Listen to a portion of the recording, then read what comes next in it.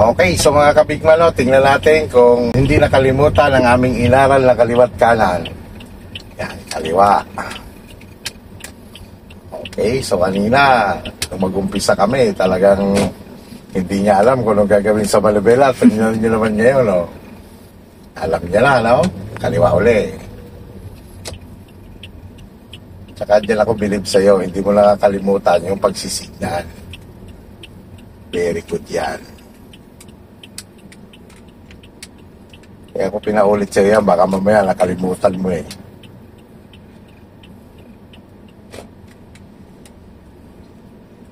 Diba? Mga gusto mag-aaral dyan, sa una, nalilito talaga, nakakalito, may kaba, pero pagka inaral yan, eh, maghapon lang kami magkasama nito, ito ay walang kaalam-alam sa pagmamaneho. Ngayon eh, kahit papalo naman eh,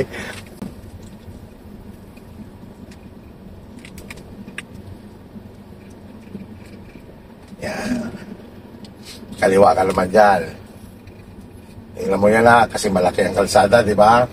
Hindi yan kailangan isagad. Basta tingnan mo lang yung direksyon mo. Signal, kaliwa. Tingnan mo isang ikot. Yan, tama na. Tingnan mo kung pumupunta na siya, di ba? Isang ikot lang din ang balik. O, balik. Yan, dulo kanan. Tingnan natin kung hindi nakalimutan ang kanan.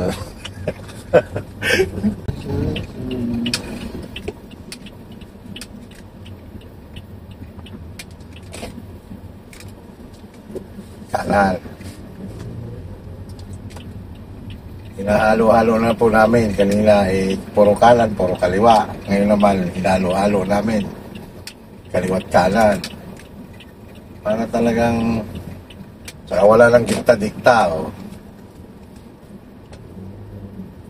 Dulo, kaliwa. Hanggat hindi kami naliliyon dalawa, hindi kami... Kaya weakness kasi yan ang mga baguhan, yung Malibela na yan. Pero pag pinractice mo lang talaga ng pinractice yan, wala imposible yan.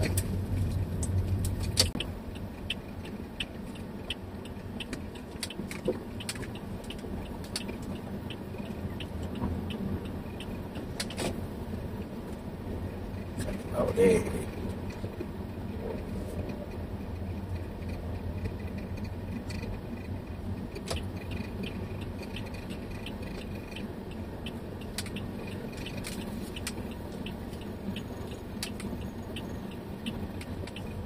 Sabi pwede ka na mag-drive, ano? Marunong na lumiko eh.